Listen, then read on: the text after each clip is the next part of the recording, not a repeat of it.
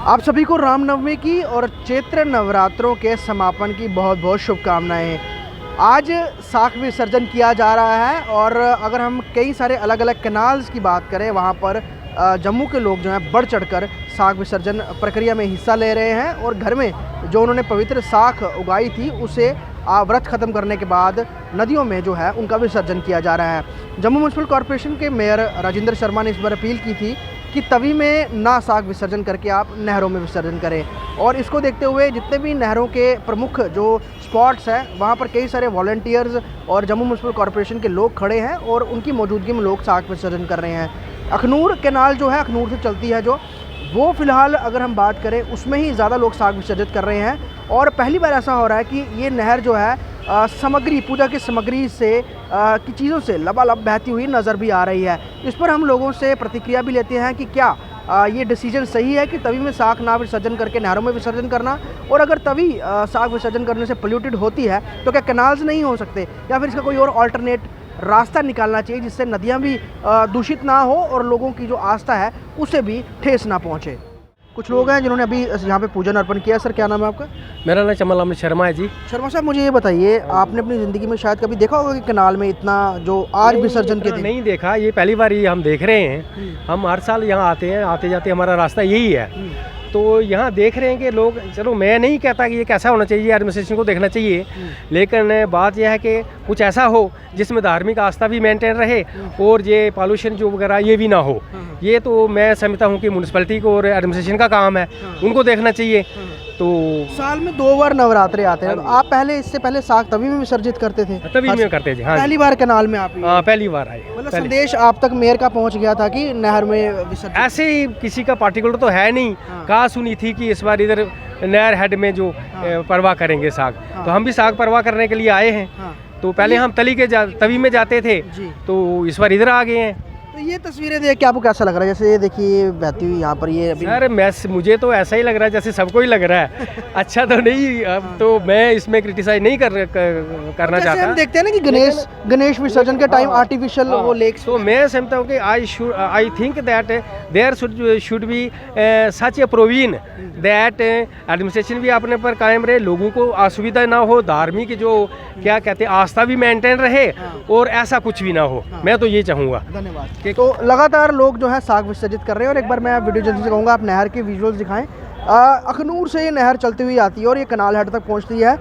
कई किलोमीटर का ये जो दायरा जो है वो कवर करती है। इस बीच लगातार कैनाल में साख विसर्जित करते समय यहाँ पर जो सामग्री है वो बहती हुई आ रही है। लेकिन पहली बार इस तरह के दृश्य यहाँ पे देखने को आ रहे हैं क्योंकि तवी में कहा गया है कि इस बार ना साख विसर्जित की जाए। तो लोग कैनाल्स में आ रहे हैं और कैनाल्स में यहाँ पर कई सारे वॉलंटियर्स भी हैं, कई सारे जो सोशल वर्कर्स भी हैं, वो लोगों को प्लास्टिक ले जाने से रोक रहे हैं और कई सारी ऐसी चीज़ें जो पानी को पोल्यूटेड करती हैं उसको रोक रहे हैं। लेकिन सिर्फ यहाँ पे ही करने से क्या काम चलेगा, ये बड़ा सवाल है। तो इस बार का साख विसर्जन अच्छे तरीके से हो, इसको लेकर कई सारे वॉलंटियर्स भी जो हैं वो दिख रहे हैं। मेरे साथ कॉलेज स्टूडेंट कंगन है। कंगन, मुझे बताइए सुबह से कितने लोग आए हैं और लोगों का अप्रिसिएशन कैसा दिख रहा है पूरे यहाँ पर, क्योंकि ये फर्स्ट टाइम हुआ है कि कैनाल्स में कहा गया है कि आप साख विसर्जित करें तवी के बजाय? क्योंकि तभी को साफ रखने की वजह से ऐसे किया गया है, लेकिन ये कैनाल्स को भी बहुत गंदा कर रहे हैं। हम रोक रहे हैं लोगों को, पर लोग रुक नहीं रहे हैं। हमारे मना करने के बावजूद भी इतना गंद फेंक रहे हैं अंदर, मान भी नहीं रहे हैं, किसी की सुन भी नहीं रहे हैं। अब अपनी करनी है कि हाँ हम कर दें, बस किसी की सुने ना। आपको डायरेक्शंस क्या दी गई हैं कि क्या कुछ लोगों से ले लेना है आपने, मतलब जो पानी में ना डालें वो? हमें नारियल ले लेने हैं और जो बाउल्स होते हैं वो लेने हैं, चुनरी, फ्लावर्स और जो वो पूजा की होती है वो सारे हमने ले लेने हैं। खाली माता को ही हम विसर्जित करने थे और उसके अलावा कुछ भी नहीं। तो कहाँ पर लोग नहीं मान रहे हैं? क्या बोल रहे हैं कि हमने मतलब सारा सामग्री लेके जानी, सारी सामग्री लेकर जानी है, परवानी है हमने। तो ये जो तस्वीरें अभी हम देख रहे हैं यहाँ पर, आप भी देख रहे होंगे कि ये नहर जिस तरह से चल रही है, लगता है कोई और अल्टरनेट निकालना चाहिए कि तभी में भी लोग साख विसर्जित ना करें, नहरों में भी ना करें। कोई ऐसा पॉन्ड्स बनाए जाने चाहिए जिस पर अलग से आर्टिफिशियल हो, उसी में सामग्री विसर्जित करके देन उनको आगे डिसॉल्व कर दिया जाए, ताकि नहरें और तवी जो है वो भी नहीं सुनेंगे लोग, उसको भी नहीं सुनेंगे लोग। यहाँ नहीं मान रहे हैं, वहाँ कहाँ मानेंगे लोग? मतलब आपको लगता है ऐसा कुछ करना चाहिए? क्योंकि अगर हम बॉम्बे में देखें गणेश विसर्जन के टाइम ऐसा किया जाता है। किया तो जाता है, यहाँ पे भी होना चाहिए ऐसा, पर लोगों पे डिपेंड है, लोग सुनते ही नहीं है यहाँ पे। तो ये वॉलंटियर्स हैं, हालांकि लोगों को बहुत मनाने की कोशिश कर रहे हैं, लोग कई बात भी मान रहे हैं, लेकिन फ़िलहाल अगर आप दूर तक देखेंगे यहाँ पर पूरा नहर का जो फ्लो चल रहा है उस पर आपको ज़्यादा फूल बहते हुए दिखेंगे, सामग्री का सामान बहता हुआ दिखेगा। और ये सिर्फ कुछ स्पॉट है जहाँ पर वॉलंटियर्स खड़े हैं, जब जम्मू म्यूनसिपल कॉर्पोरेशन की टीमें हैं, लेकिन जो बहुत ज़्यादा रूरल एरिया से जो नहर गुजरती हुई आती है वहाँ से सामग्री जो है वो बहती हुई इस नहर में आ रही है, जिस कारण ये कुछ ज़्यादा ही आज इसका अलग जो है वो रंग देखने को सामने आ रहा है।